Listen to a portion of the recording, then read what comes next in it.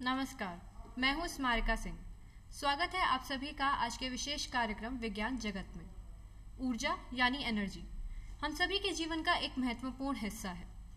हमारी रोजमर्रा की जिंदगी में भले ही हम एक बल्ब ऑन करें या फिर हम किसी व्हीकल से अपने घर से ऑफिस जाएं, या इंडस्ट्रीज की बात करें या फिर एंटरटेनमेंट की, हर जगह एनर्जी का यूज होता है।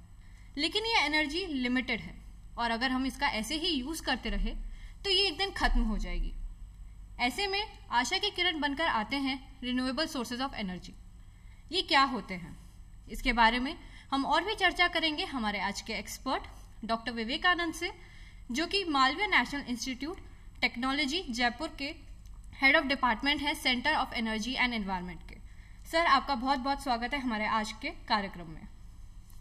नमस्कार मैडम, बहुत बहुत धन्यवाद देना चाहूँगा कि आपने मुझे इस कार्यक्रम हेतु आमंत्रित किया और मैं आशा करता हूँ कि हम एक अच्छा डिस्कशन करेंगे। जी सर, बिल्कुल।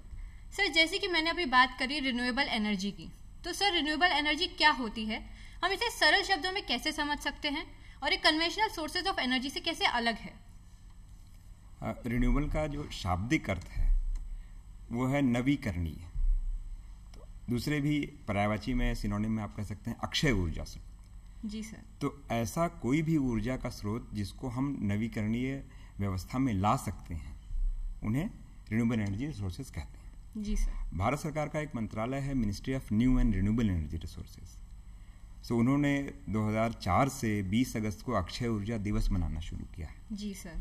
और उसका एक ही उद्देश्य है कि मैक्सिमम पॉपुलेशन में हमारे देश में अक्षय ऊर्जा स्रोतों के बारे में सबको जागरूक करना, मैक्सिमम लोगों को ये बताना कि ये क्या है, कैसे काम करता है, हम इसमें और इनोवेशन कैसे कर सकते हैं, क्योंकि अभी बहुत सारी लिमिटेशंस हैं।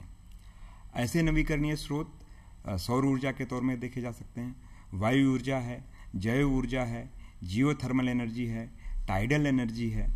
ये सारे स्रोत जो हैं नवीकरणीय ऊर्जा के स्रोत हैं। दूसरी चीज़ और बताना चाहूँगा कि नवीकरणीय नाम से ही मैं आपको फिर से दोबारा बता रहा हूँ कि एग्जाम्पल लीजिए कि कोयला है, आपने उसको जलाया, वो ख़त्म हो गया, लेकिन वहीं पर सोलर एनर्जी है कि आपका सोलर पैनल है, रिचार्ज हो रहा है, यूज़ हो रही है, बैटरी में स्टोर हो रहा है। जब तक सन का लाइट है तब तक काम चल रहा है, नहीं है तो वो एनर्जी बैटरी में स्टोर हो गई, आप बाद में भी उसको यूज़ कर सकते हैं। लेकिन this is not common with कोयला। आपने कोयला जलाया, आपको एनर्जी मिली, या आपने फॉसिल फ्यूल जलाया, आपको एनर्जी मिली और वो ख़त्म हो गया, क्षय हो गया। यानी कि जो स्रोत हमारे पास है, सोलर है, विंड है, बायो, वो अक्षय ऊर्जा स्रोत है और ये इनका इष्टतम उपयोग है क्योंकि हम इसको बार बार प्रकृति के द्वारा यूज़ कर सकते हैं। जी सर, बिल्कुल। सर, आजकल काफ़ी बात हो रही है रिन्यूएबल सोर्सेज ऑफ एनर्जी के बारे में और ये भी कहा जा रहा है कि आने वाले कुछ सालों में ये हमारे लिए मेन सोर्स ऑफ एनर्जी बन जाएगा। तो सर, इसकी क्या इम्पोर्टेंस है, इसके बारे में हमारे दर्शकों को बताएं। देखिए, शुरू से हमारे शास्त्रों में भी यही कहा गया है, क्षिति जल पावक गगन समीरा पंच तत्व मिल बने शरीरा। जी सर। शास्त्रों में सूर्य को, वायु को देवता माना गया है, जी। इनको ऊर्जा का भंडार माना गया है, इनको पावर का स्रोत माना गया है। तो इसमें कोई बहुत बड़ी चीज़ नहीं है। जी। हमें गौर इस बात पे करना है कि हम इन सारे ऊर्जा स्रोतों का किस तरह से मैक्सिमम यूज़ कर सकते हैं और अपने प्राकृतिक संसाधनों का संरक्षण कर सकते हैं। जी सर। और चूंकि ये ऑलरेडी डिस्कशन में आ रहा है कि नवीकरणीय है, तो जितना से ज़्यादा हम सोलर ऊर्जा यूज़ करेंगे, विंड एनर्जी यूज़ करेंगे, बायो एनर्जी यूज़ करेंगे, तो वो हम प्रकृति को, अपने आप को, अपने आने वाली पीढ़ी को हम जो एक सस्टेनेबिलिटी दे करके जाएंगे, वो बहुत ज़रूरी चीज़ है।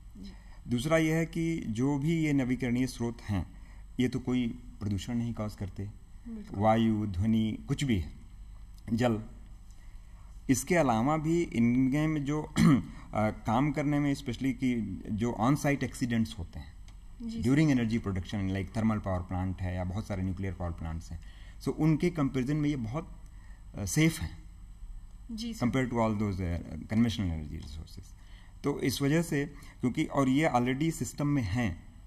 अगर आप बात करिए ग्लोबल लेवल की, तो माननीय प्रधानमंत्री जी ने 2015 में इंटरनेशनल सोलर अलायंस लॉन्च किया, जिसमें आज के टाइम में मेरे ख्याल से 121 देश हैं जो कि उसके मेंबर हैं। और वो सारे देश सूर्यपुत्र देश कहलाते हैं क्योंकि उनका जो लोकेशन है वहाँ पर सोलर एनर्जी बहुत ज़्यादा अमाउंट में अवेलेबल है, सोलर रेडिएशन अवेलेबल है जो कि सौर ऊर्जा प्रोडक्शन में सहायता देगी। जी। विंड है, बायो एनर्जी है, जियो थर्मल एनर्जी है। सो ये सारे इसी उद्देश्य के लिए हैं कि हम अपने कन्वेंशनल एनर्जी रिसोर्सेज पर कम से कम डिपेंडेंट हों, प्राकृतिक तौर पर हम ऊर्जा यूज़ करें ताकि हम ग्रीन हाउस गैस इम्पैक्ट से बचे रहें, ग्लोबल वार्मिंग से बचे रहें, कम से कम प्रदूषण करें, ताकि बाद में हमारी आने वाली जो पीढ़ी है वो आराम से रह सके। जी सर, जैसे कि सर अभी आपने बहुत सारे सोर्सेज के नाम बताए, लेकिन हम लोग सिर्फ सन या विंड एनर्जी के बारे में ही जानते हैं। इसके अलावा और कौन कौन से सोर्सेज होते हैं रिन्यूएबल एनर्जी के, इस बारे में हमें बताएं। जी, अभी आपने कहा जैसा सोलर और विंड। सोलर और विंड के अलावा चूंकि भारत एक एग्रीकल्चरल बेस्ड कंट्री है, सो हमारे पास में बहुत सारा बायोमास पैदा होता है। और हर साल आप मीडिया में आप लोगों के थ्रू या समाचार जगत के थ्रू आता है कि नहीं, देश के कई सारे राज्यों में पराली जला दी गई जिसकी वजह से प्रदूषण हो गया। और वो सारी पराली या जो भी म्यूनिसिपल सॉलिड वेस्ट है उस सारे में ऑर्गेनिक वेस्ट है जो कि बायोमास कहा जाता है।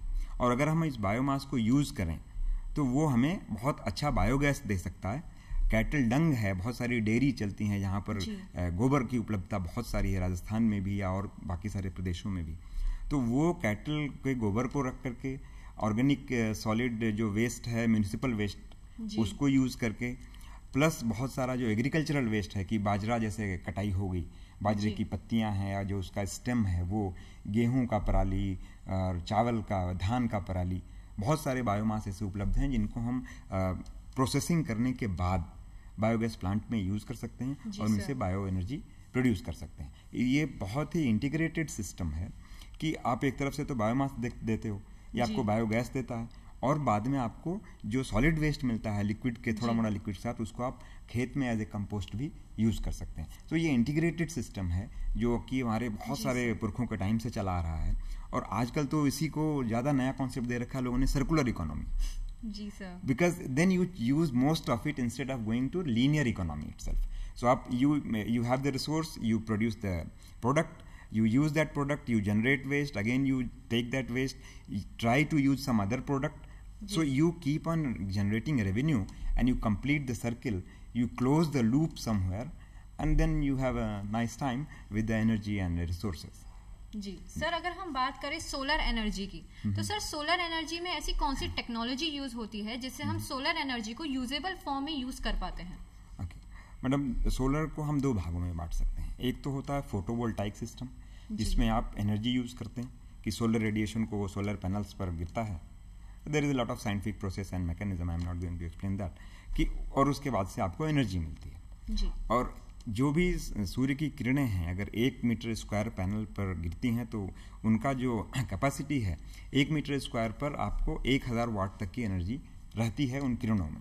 लेकिन जब वो सोलर पैनल पर आती हैं तो चूंकि इफिशियंसी कम होती है 15 से 18%, तो सिर्फ 150 से 180 वाट या 150 से 200 वाट इफिशियंसी जो पैनल्स की होती है, उसके थ्रू आप 2 बल्ब टंगस्टन वाले या 8-10 LED लैंप जला सकते हैं।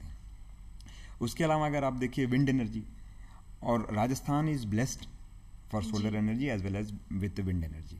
बायोमास चूंकि कम है, डेजर्ट स्टेट है हमारा, उसके बावजूद भी हम बाजरा उत्पन्न करने में देश में प्रथम राज्य है। आपको जानकर खुशी होगी। तो अगर हम इस चीज़ को देखें कि सोलर है, विंड है, उसके अलावा बायोमास एनर्जी है, जियो थर्मल एनर्जी है, टाइडल एनर्जी है, तो ये सारी चीज़ें हैं जो कि अन्य नवीकरणीय ऊर्जा स्रोतों के उदाहरण हैं।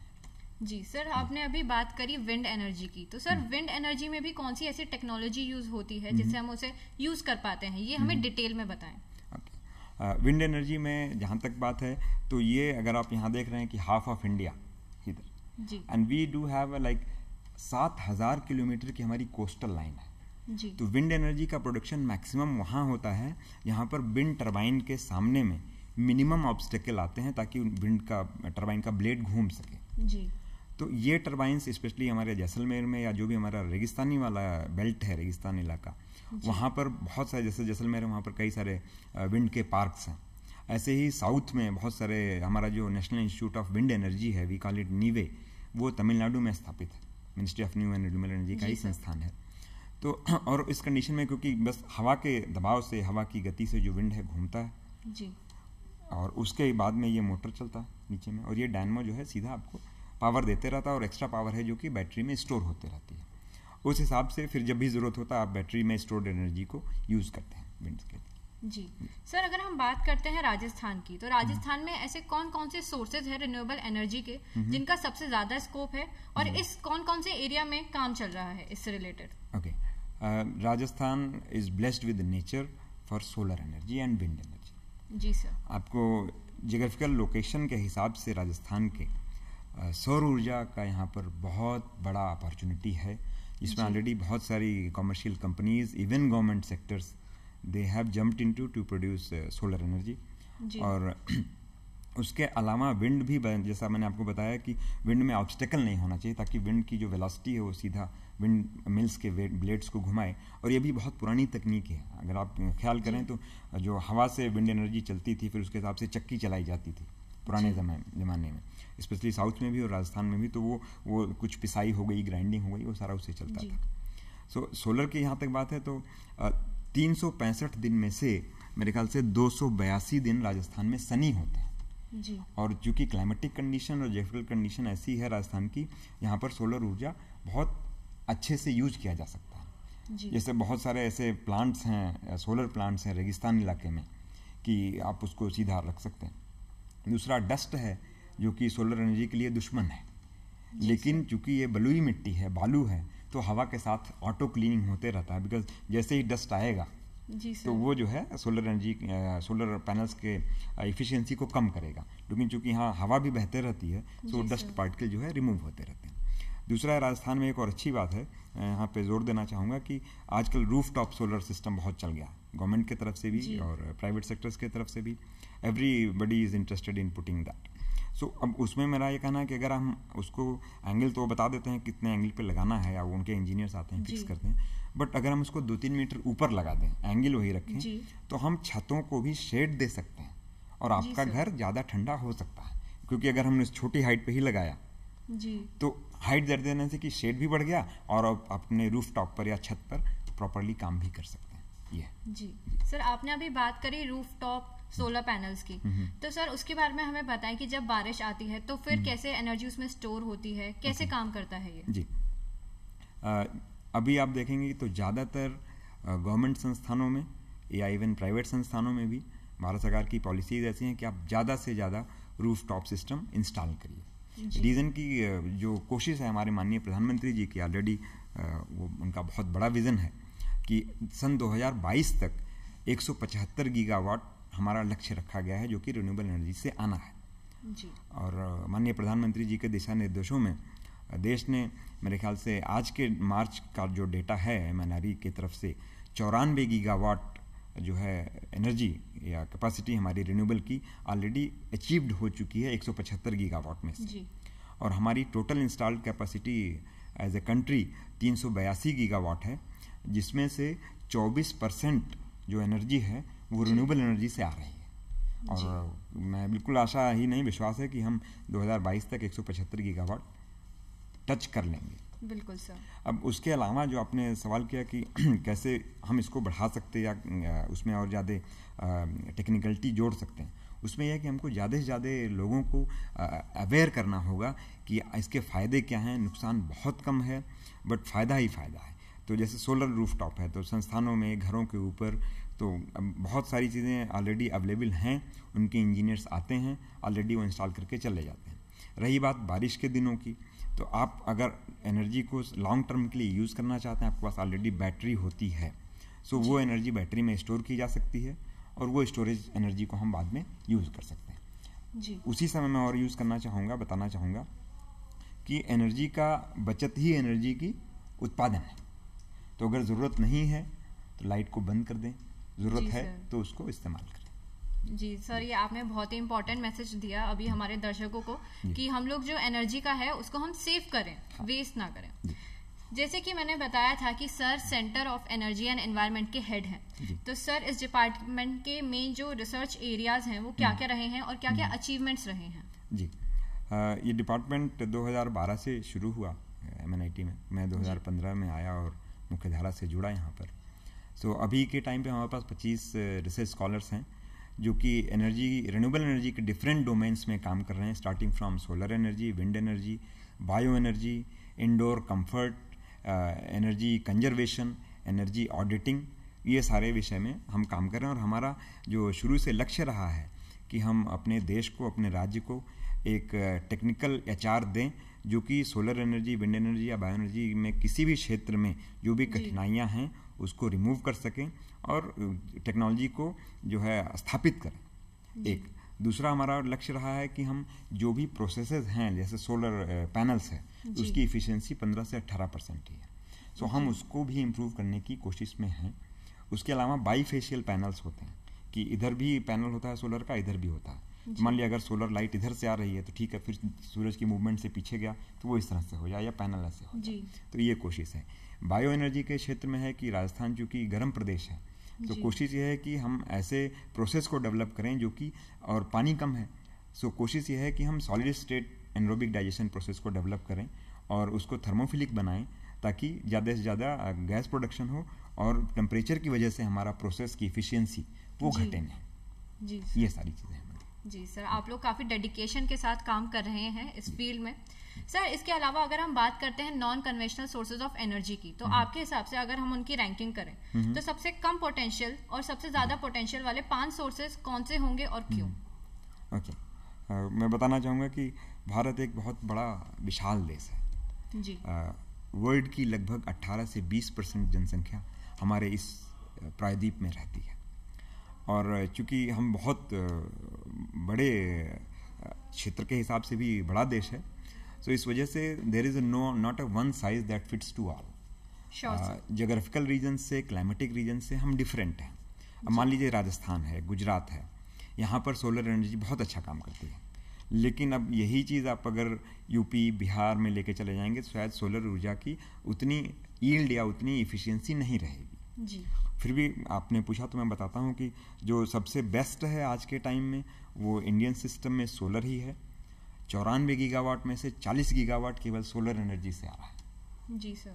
उसके बाद 39 गीगावाट, जो 94 गीगावाट हम लक्ष्य को प्राप्त कर चुके हैं, उसमें से 39 गीगावाट विंड से आ रहा है, लगभग 10 गीगावाट बायो एनर्जी से आ रहा है, लगभग 5 गीगावाट, 4.5-5 गीगावाट जो है स्मॉल हाइड्रो से आ रहा है। उसके अलावा भी जियो थर्मल है, टाइडल है, एक्सेट्रा। बट देश में अगर हम देखें कि तो हमको फोकस करना पड़ेगा कि हम किस स्टेट की बात कर रहे हैं जी। कि राजस्थान है तो यहाँ पे इसे सोलर है, हो सकता है साउथ में जो कोस्टल स्टेट्स हैं वहाँ पर विंड अच्छा हो सकता है। ऐसे स्टेट्स जहाँ पर बायोमास बहुत है, हो सकता है बायो एनर्जी वहाँ बहुत अच्छी हो। तो इस हिसाब से जी सर, बिल्कुल। सर, अगर हम बात करते हैं एक आम आदमी की, तो सर एक आम आदमी इंडिविजुअल लेवल पर कैसे ग्रीन एनर्जी को यूज कर सकता है और कैसे उसके यूज से वो अपनी लाइफ को बेटर और इम्प्रूव कर सकता है? हाँ, बहुत ही अच्छा सवाल है। रीजन की क्योंकि हमारा काम ही है लोगों से जुड़ना। जी सर, बिल्कुल। हमारा काम ही है कि हम एज एन इंजीनियर सोसाइटी को कितना दे सकते हैं अप्लाइड एस्पेक्ट में, क्योंकि हमारी रिसर्च का कोई मतलब नहीं है अगर ये आम आदमी तक नहीं जाता है जी। तो मैं गौर करना चाहूँगा आपका कि जो आम आदमी है उसको तो ये नहीं पता कि सोलर एनर्जी है, कैसे आती है, क्या नहीं आती है। उनको तो ये पता है हमने सोलर पैनल खरीदा, इंस्टॉल कर लिया, एनर्जी आ रही है, ठीक है, एनर्जी नहीं आ रही है, क्यों नहीं आ रही है, again it has to be discussed. लेकिन आम आदमी के लिए मैं ये कहना चाहूँगा कि रूफटॉप अभी ऑलरेडी बहुत सारा प्रैक्टिस में है जो कि लोग यूज़ कर रहे हैं सोलर एनर्जी के थ्रू, तो वो करें। उसके अलावा घर का जो ऑर्गेनिक वेस्ट है, be it kitchen waste, be it waste from cattles, जो भी लोग गांव में गाय है, भैंस है या बकरी है, या घर का जो ऑर्गेनिक कूड़ा है, उसके लिए भी छोटे छोटे आजकल बहुत पोर्टेबल बायोगैस प्लांट आ गए हैं जो कि आप अपने बालकनी में रख सकते हैं, रूफ टॉप पर रख सकते हैं, वो है। दूसरा कि घर की डिज़ाइनिंग जो है, जो कि ग्रीन बिल्डिंग्स के कॉन्सेप्ट में आता है कि अगर राजस्थान में है तो हमको शीशे वाली खिड़कियाँ लगाने का कोई मतलब नहीं जी सर, है ना, क्योंकि फिर अगेन ये बहुत ज़्यादा भट्टी बन जाएगा हमारे घर। तो जो जाली झरोखा का कॉन्सेप्ट था राजस्थान के शुरू के इतिहास में भी, हमको उसको भी साथ में लेकर के रहना है और कोशिश ये करनी है कि हम जितना ज़्यादा नेचर के साथ रहें। तो आप सोलर पैनल लगा सकते हैं, आप बायोगैस प्लांट लगा सकते हैं, छोटा फैमिली साइज़ का 1 क्यूबिक मीटर। उसके अलावा आप जो चीज़ कंपोस्टिंग में भी रख सकते हैं ताकि आप इन्वायरमेंट को हार्म नहीं करें। सो बहुत सारी चीज़ें आप सेव कर सकते हैं और घर में ही उस कंपोस्ट को किचन गार्डन में भी यूज़ कर सकते हैं। सो 2-3 चीज़ें हैं जो कि एक आम आदमी अपने लेवल पर इस्तेमाल कर सकता है और there are an number of models which are picturable कि वो मिनिमम एनर्जी लेते हैं ग्रिड से, बाकी सोलर रूफटॉप है। जरूरत के भाई, अब मैं कह रहा हूँ बच्चों को पढ़ना है, अब जब छुट्टी है या नहीं छुट्टी है, दिन की रोशनी में पढ़िए, खिड़की खोलिए, हवा आ रही है, अच्छी है। अब आप कहोगे नहीं मैं रात में 2 बजे तक पढ़ूंगा, of course you need light and fan, but तो मैक्सिमम काम ऐसा जो कि आप, पॉइंट ये है कि आप एनर्जी बचाइए। तो जो काम दिन की रोशनी में हो सकता है उसको तब करें, और ज़रूरत के हिसाब से ही लाइट जलाएं, जिस कमरे में ज़रूरत है वहाँ जलाएं, जिसमें नहीं बंद कर दें। जी सर, बिल्कुल। सर ये तो हमने बहुत सारी बातें करी कि कैसे हम लोग बहुत इजी मेथड से यूज़ कर सकते हैं एनर्जी को। हमने बात करी कि रिन्यूएबल एनर्जी के क्या क्या एडवांटेजेस हैं, लेकिन हम सभी जानते हैं कि एक सिक्के के 2 पहलू होते हैं, हर चीज़ के प्रोज एंड कॉन्स होते हैं। तो सर रिन्यूएबल एनर्जी के क्या लिमिटेशंस और क्या चैलेंजेस हैं? बहुत ही अच्छा सवाल, बिकॉज हम सारे लोग विश्वास ये करते हैं कि नहीं सब कुछ अच्छा होना चाहिए। नहीं, सब कुछ अच्छा नहीं हो सकता। आपने बिल्कुल सही फरमाया कि हर सिक्के के 2 पहलू होते हैं। अगर मैं एग्जांपल लेता हूँ राजस्थान का, जी सर, सोलर पैनल है, तो जैसे ही इस पर डस्ट जमता है इसकी इफिशियंसी कम हो जाती है जी। तो राजस्थान तो फिर भी ठीक है कि मिट्टी में बालू ज़्यादा है, हवा तेज़ बहती है और वो ऑटो क्लीनिंग हो जाता है। बट बाकी स्टेट्स में या बाकी घरों में जहाँ भी ये इंस्टॉल्ड है तो वहाँ पर डस्ट डिपोजिशन की प्रॉब्लम बहुत है, क्योंकि बार बार उस पर डस्ट आ जाता है और सोलर पैनल की इफिशियंसी कम हो जाती है। एक दूसरा कि ये डर्टी हो जाता है, अब उसको क्लीनिंग करना पता चला किसी ने कपड़े से ही साफ कर दिया, उस पर स्क्रैच आए, जैसे ही स्क्रैच आएगा फिर से उसकी इफिशियंसी कम हो जाएगी। रदर आप उसको वाटर जेट से अच्छे से धो सकते हैं। तो एक ये है। दूसरा है लैंड यूज़, कि जहाँ मान लिया राजस्थान है जी, यहाँ पे पूरा डेजर्ट है, तो आपको सोलर एनर्जी पार्क के लिए ज़मीन बहुत सस्ती मिल जाती है, लीज पे मिल जाती है। लेकिन अगर आप बात करेंगे बाकी दूसरे स्टेट्स की, तो वहाँ पर शायद ज़मीन का कॉस्ट बहुत ज़्यादा है, जो कि गवर्नमेंट और प्राइवेट कॉन्ट्रैक्टर या घर वाले भी नहीं बेयर कर सकते। एक तीसरा है कि हमारी जो पॉलिसीज़ हैं वो लॉन्ग टर्म पॉलिसीज़ होनी चाहिए ताकि आम आदमी को इंटरेस्ट हो जी। एक चौथा है कि जो भी जो पैनल हैं आज के टाइम पे तो हमें बहुत अच्छा लग रहा है सब कुछ, एवरीथिंग लुक्स ग्रीन कि सोलर एनर्जी है, wind energy, but what after 20 years, 20-25 साल बाद क्या होगा जब ये सोलर पैनल्स एज्ड हो जाएंगे? हम इनको कहाँ डंप करेंगे जी सर, और हम उनको कैसे रिसाइकिल करेंगे? Because we again talk about the circular economy, it has glass, aluminium, an number of metals and plastics and many other things. तो उसको हमको फिर से रिसाइकिल करना है। रिसाइकिल करने के बाद से उसको हमको फिर से मुख्य धारा में लाना है कि हम उससे कुछ और नया प्रोडक्ट बना सकें जी। सो ये सारी चीज़ें हैं जो कि हमको फ्यूचर के लिए सोचने पर बाध्य करती हैं। और ऑफ कोर्स मैं, हमारी यहाँ की पूरी टीम नेशनल लेवल पर या इंटरनेशनल पर बहुत सारे रिसर्च ग्रुप्स हैं जो कि सारे इन चैलेंजेस को फोरसी कर पा रहे हैं, उस विषय पर काम भी कर रहे हैं कि how we are going to meet those challenges to solve the problems. Sir हम लोगों ने बात करी सोलर एनर्जी और विंड एनर्जी की, सर हमें टाइडल एनर्जी और जियोथर्मल एनर्जी के बारे में भी कुछ बताएं। ओके, टाइडल एनर्जी जो है, आपने अगर मैं स्कूल की बात करूं तो बच्चे को जुड़ा महसूस करेंगे कि ज्वार भाटा जी। सो टरबाइन लगी होती है, जैसे ही समुद्र की लहर आती है टाइड्स, वो घुमा करके टरबाइन को चली जाती है जी। Same the concept is same कि टरबाइन है, उससे डायनमो लगा हुआ है, वो घूमता है, पावर प्रोड्यूस होती है, एनर्जी प्रोड्यूस होती है और वो बैटरी में जाकर स्टोर हो जाती है जी। रही बात जियोथर्मल एनर्जी की, सो उसमें बेस्ट है आपका Iceland. I have been to there during my European days of stay, कि आपको जो स्रोत है उसको हिंदी में सोता बोलते हैं, कि गर्म पानी या जियोथर्मल एनर्जी निकलती है और उसके थ्रू भी आप स्टीम के थ्रू या उस हॉट वाटर के थ्रू बहुत सारा काम कर सकते हैं जो कि आपको यूज़ में लाया जा सकता है। जैसे कि राजस्थान में भी जैसे सोलर है, तो आपको मैं बता रहा था कि इसका 2 पहलू है, पीवी है और थर्मल है। तो पीवी से तो फोटोवोल्टाइक से तो एनर्जी मिल गई जी, और थर्मल के थ्रू आपके पास में वाटर हीटर है जी। जो कि राजस्थान में आप देखते होंगे कई लोगों के घर पे इंस्टॉल्ड हैं, नॉर्मली भी इंस्टॉल्ड है। सोलर कुकर हैं, भले ही थोड़ा सा टाइम लगता है ज़्यादा नॉर्मल कुकिंग के कंपैरिजन में, बट वी सेव लॉट। इसी तरह से सोलर बेकरीज आ रही हैं अभी, तो वो भी एनर्जी कंजर्व करती हैं because we don't use the power from grid. तो अगर हमको ज़्यादा से ज़्यादा इन सबको यूज़ करना है तो हमको कोशिश ये करना चाहिए कि हम कितना सारा नवीकरणीय ऊर्जा स्रोतों को इस्तेमाल कर रहे हैं। जी सर, बिल्कुल। आज हम लोगों ने रिन्यूएबल एनर्जी के बारे में बहुत ही सारी दिलचस्प चीज़ें जानी, हम लोगों को काफ़ी सारी इंपॉर्टेंट जानकारी मिली, हम लोगों ने जाना उसके वेरियस सोर्सेज ऑफ एनर्जी के बारे में।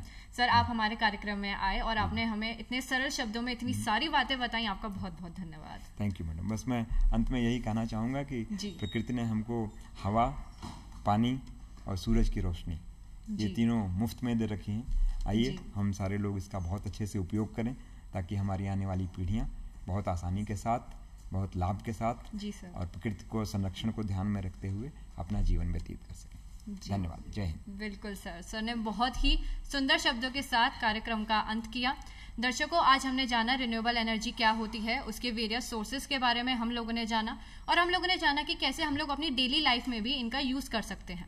मैं उम्मीद करती हूँ कि आज का कार्यक्रम आप सभी को पसंद आया होगा। ऐसे ही साइंस से रिलेटेड और भी इंटरेस्टिंग टॉपिक्स के साथ हम फिर मिलेंगे। तब तक के लिए हमें दीजिए इजाजत। नमस्कार।